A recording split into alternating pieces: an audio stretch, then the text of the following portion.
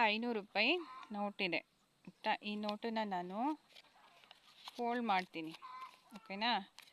Next ಇದನ್ನು 2 fold ಕೂಡ ಮಾಡ್ತೀನಿ, ಹಾಗೆ ಇದನ್ನು 4 ಫೋಲ್ಡ್ ಕೂಡ ಮಾಡಿದೆ. ಈಗ ಇದನ್ನು ಏನು ಮಾಡ್ತೀನಿ ಅಂದರೆ ಫುಲ್ಲು ಇಚ್ಕಿ ಡಸ್ಟ್ಬಿನ್ನಿಗೆ ಹಾಕೋ ಥರ ಮಾಡ್ತೀನಿ ಇದನ್ನು. ಓಕೆ, ಇದಕ್ಕೇನಾದರೂ ಆಯಿತಾ? ಇಲ್ಲ ತಾನೇ, ಏನೂ ಆಗಿಲ್ಲ, ತೋರಿಸ್ತೀನಿ. ಸೊ 500 ರೂಪಾಯಿ ನೋಟಿಗೆ ಏನೂ ಆಗಿಲ್ಲ, ಕರೆಕ್ಟಾಗೇ ಇದೆ.